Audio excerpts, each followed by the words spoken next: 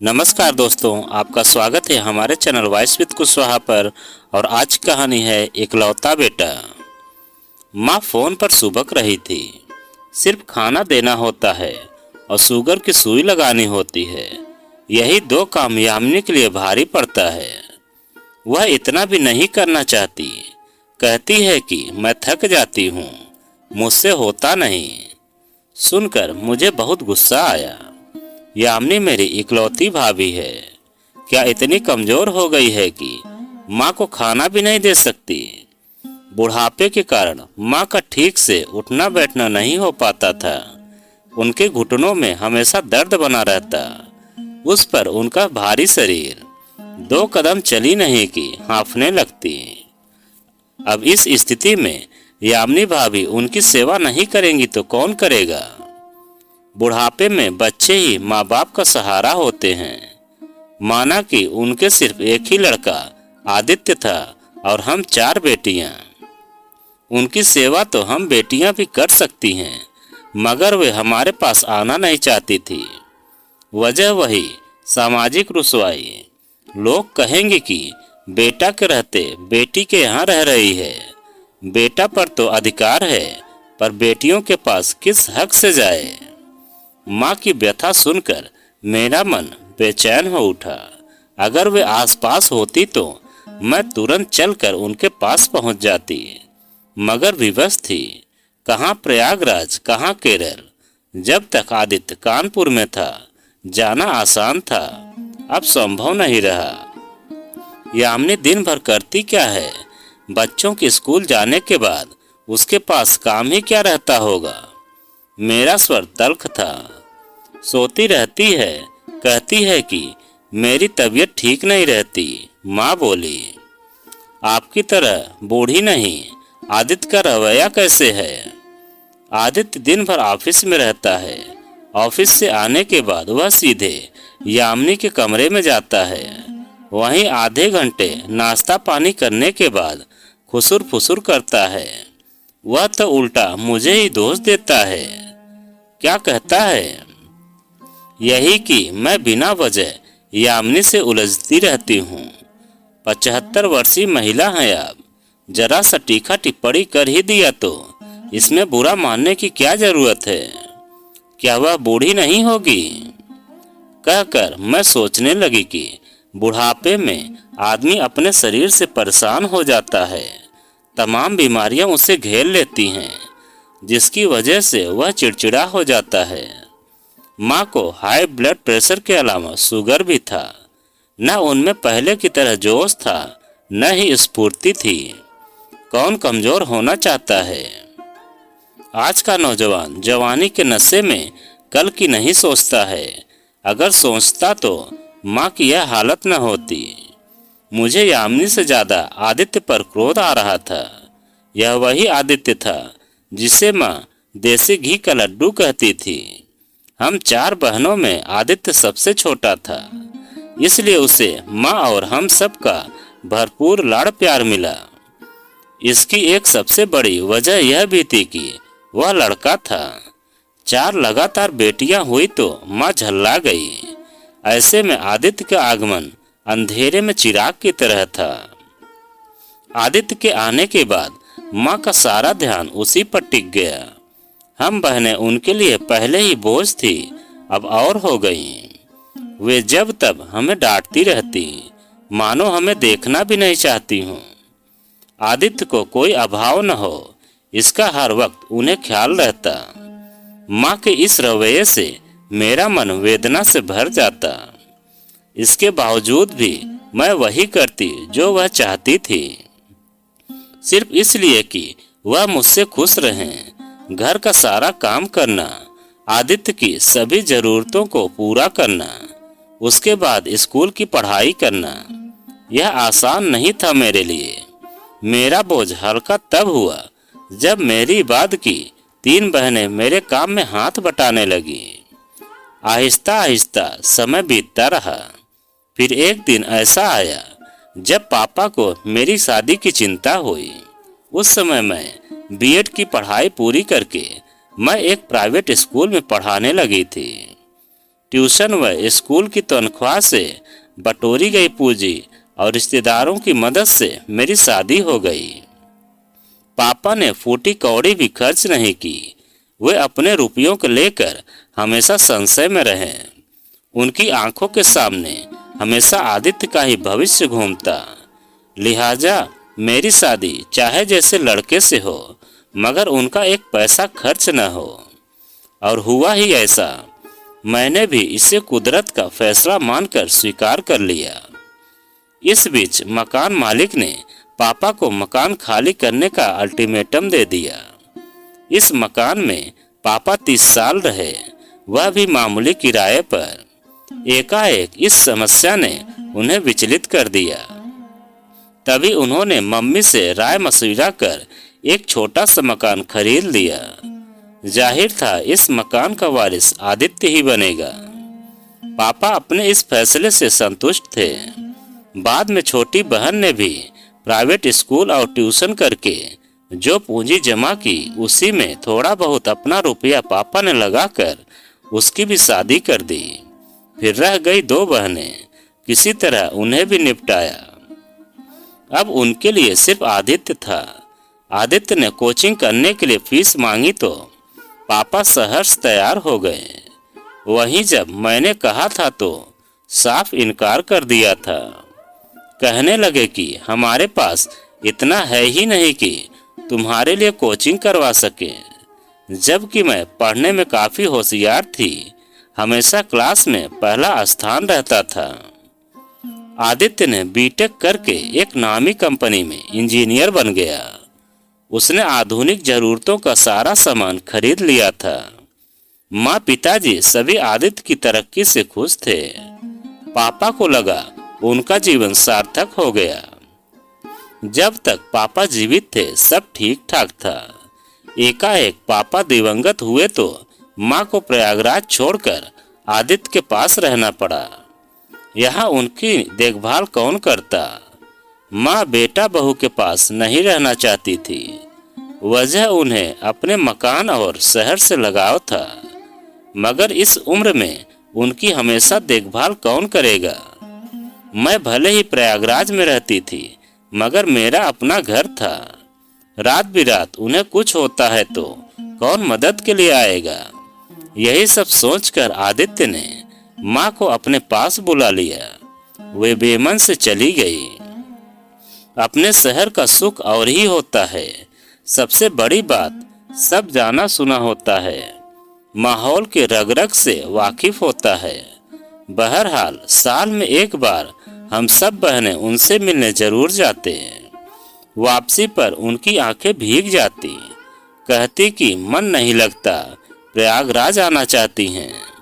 मैं कहती वहाँ अकेले रहना क्या आसान है? उम्र हो चली है, रात बिरात तबीयत बिगड़ेगी तब कौन होगा? यहाँ कम से कम आदित्य है आपकी देखभाल के लिए। आदित्य बदल गया है, माँ बोली। इस पर ज्यादा गौर मत किया करो, बदलाव सभी में आता है। यह कहकर मैं ऑटो में बैठने लगी। मैंने पीछे मुड़कर देखा। वे तब तक हमें देखती रहीं जब तक ऑटो उनकी नजरों से ओझल नहीं हो गया। मुझे उनकी मनोदशा पर तरस आ रहा था। समय हमेशा एक जैसा नहीं होता। माँ सब कुछ पहले जैसा चाहती थी, पर क्या ऐसा हो सकता है? गाड़ी में बैठने के बाद जब हम बहनें थोड़ी फ्री हुई तो माँ को लेकर चर्चा हुई। माँ बार बार प्रयागराज आने को कहती हैं। दूसरी बहन सुनीता बोली। माँ सुनीता के साथ ज्यादा करीब रही थी। क्या यह संभव है? मैं पूछी। चाहे जैसे भी हो, उन्हें उन्हीं के पास रहना होगा, इसी में उनकी भलाई है। कैसी बात करती हो दीदी, तुम्हें माँ के प्रति इतना निष्ठुर नहीं होना चाहिए। सुनीता को बुरा लगा। तो रख लो अपने पास, तुमसे वह ज्यादा घुली मिली रहती हैं। सुनीता को बुरा लगा। क्या तुम नहीं रखोगी? क्या वह तुम्हारी माँ नहीं है? सुनीता का सवाल बचकाना लगा मुझे। सवाल रखने या न रखने का नहीं है, जिम्मेदारी की है। बेटे की जिम्मेदारी बनती है अपने माँ बाप की सेवा की। हम रख कर आदित्य को और बेलगाम कर देंगे। वह तो चाहेगा कि माँ को हम लोग रख लें ताकि वह निरंकुश जीवन जिए। क्या तुमने सुना नहीं? यामिनी ने माँ से कह रही थी कि आपकी वजह से हम कहीं आ जा नहीं सकते। आपने हमें बांध कर रख दिया है। दीदी ठीक कह रही है। मम्मी ने एक बार फोन करके इस बात का जिक्र मुझसे किया था। तीसरी बहन अनीता बोली। कुछ सोचकर सुनीता बोली, 3-3 महीना तो रख ही सकते हैं। इस बहाने उनका मन भी बहल जाएगा। मैं कब इनकार करती हूँ, मगर इस अवस्था में सफर करके अलग अलग शहरों में आना जाना क्या उनके लिए आसान होगा? कौन उन्हें केरल से ले आएगा? मैं अपने पति से कहूंगी कि वह माँ को ले आए। सुनीता बोली। बहुत आगे बढ़ बढ़कर तुम बोल रही हो। एक बार कहकर तो देखो। तुम्हारे पति इनकार न कर दे तो कहना। सीधे कहेंगे कि जिसकी माँ है वह भेजे। मैं क्यों अपनी नौकरी छोड़कर उतनी दूर जाऊं? मैं बोली। सब एक जैसे नहीं होते। सुनीता का इशारा मेरी तरफ था। मेरे पति जमीनी व्यक्ति थे, वही सुनीता का पति धर्मपरायण। पता नहीं कैसे नौकरी करते थे। दिन भर उनका ध्यान अंधविश्वास व भगवान पर ही रहता था। क्षणिक भावनाओं में बहकर वे केरल भी चले गए तो यह हमेशा ऐसा संभव होगा? वहीं अनीता का पति एकदम ठेठ प्रवृत्ति का इंसान। जब वह अनीता का नहीं सुनता तो भला सास को लेने क्या जाएगा?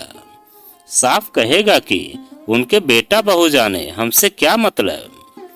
इसलिए अनीता से कोई अपेक्षा करना निरर्थक था। और वहीं कुसुम का पति तो बिल्कुल ही कुसुम के पक्ष में नहीं रहता था। अनीता यही सब सोचकर चुपचाप हम लोगों की गुफ्तगू सुन रही थी। रात होने को हुआ। हम लोग बात यहीं खत्म करके अपने अपने बेड पर सोने चले गए। सुबह गाड़ी कटनी पहुंची तो सुनीता के साथ अनीता भी उतर गई। अनीता को वहां 2 दिन रुकना था। उसके बाद वह अपने घर रीवा चली जाएगी। मैंने उनसे विदा ली। मेरा पड़ाव 12 घंटे बाद आने वाला था। मैं सोचने लगी कि समय कितना बलवान होता है।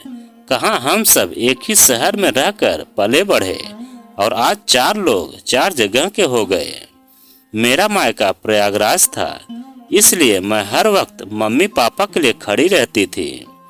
बाद में पापा की तबीयत बिगड़ी तो वे कानपुर चले गए। वहीं उन्होंने अंतिम सांस ली। योजना के मुताबिक मैंने आदित्य को फोन लगाया। तुम्हें ले जाना हो तो ले जाओ, मेरे पास समय नहीं है, उसने साफ साफ बोल दिया। थोड़ा समय निकालो, उनका भी जी बहल जाएगा। मैंने मनुहार की। उनका दिल कहीं नहीं लगेगा। मैं उनके स्वभाव को जानता हूँ। अब तुम उनका स्वभाव भी देखने लगे। मुझे बुरा लगा। इतना ही फिक्र है तो रख लो उनको अपने पास हमेशा के लिए। मैं क्यों रखूंगी? सब कुछ तुम्हें दिया है। अब जब लौटाने की बारी आई तो हम बहनों पर टाल रहे हो। तो जैसे चल रहा है चलने दो। कैसे चलने दूं? बीवी के मोह ने तुम्हें अपने कर्तव्य से विमुख कर रखा है। मुझे अपना कर्तव्य मत सिखाओ, मुझे अच्छे से निभाना आता है। कुछ नहीं निभा रहे हो। तुम दिन भर ऑफिस में रहते हो, तुम्हें कुछ पता रहता है क्या? देर शाम घर आते हो तो सीधे अपने बीवी के कमरे में चले जाते हो। कभी माँ का हाल चाल पूछते हो? वे बेगानों की तरह एक कमरे में पड़ी रहती हैं। मैंने कब रोका है? क्यों नहीं आकर हमारे पास बैठती हैं? क्या बैठेंगी जब बेटा बहू ने मुंह फेर लिया है? मेरे कथन पर मारे खुन्नस के चलते आदित्य ने फोन काट दिया और तमतमाते हुए माँ के कमरे में आया। आपको ज्यादा खुशी मिलती है अपनी बेटियों से तो कहिए हमेशा के लिए उन्हीं के यहाँ पहुँचा दूं। दिन भर फोन करके हमारी बुराई बतियाती रहती हैं। मैंने क्या कहा? माँ का स्वर दयनीय था। बिना कहे इतना सुनने को मिल रहा है, क्या कोई अपने मन की बात भी नहीं कर सकता? तुम्हारी बीवी तो जैसे जबान पर ताला लगा कर आई है। उसका ताला खुलेगा तो सिर्फ तुम्हारे लिए या तो अपने मायके वालों के लिए। ऐसे में यदि मैं अपनी बेटियों से कह सुन लेती हूँ तो क्या गलत करती हूँ?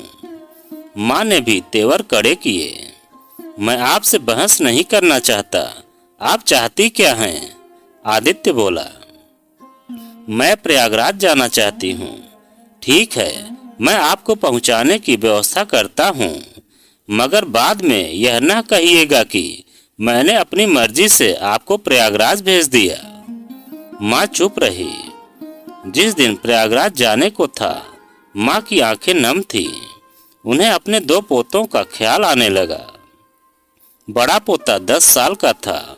वह बोला, दादी आप प्रयागराज क्यों जा रही हैं? आपको सुई कौन लगाएगा? खाना कौन देगा? यह सुनकर माँ की आंखें डबडबा आईं। यामिनी खुश थी कि चलो इसी बहाने झंझट छूटा। अंदर से आदित्य का भी मन मुदित था। क्यों वह जानता था कि प्रयागराज में छोटी बहन कुसुम तो है ही, चाहे जैसे भी हो माँ के लिए करेगी ही। सिर्फ रुपए भेजने की जरूरत है, वह भेज दिया करेगा। मैंने भी मन बना लिया था कि जिस माँ ने मुझे पैदा किया उस रिश्ते की लाज उनकी अंतिम सांस तक रखूंगी। और मैं भी अपने गांव प्रयागराज आ गई और उनको मैं अपने पास रखकर उनकी सेवा करने लगी। तो दोस्तों, यह कहानी आपको कैसी लगी कमेंट में लिखकर हमें ज़रूर बताएं। और आप अगर हमारे चैनल पर नए हैं तो प्लीज़ चैनल को सब्सक्राइब करें और वीडियो को एक लाइक ज़रूर करें और एक प्यारा सा कमेंट हमें ज़रूर करें।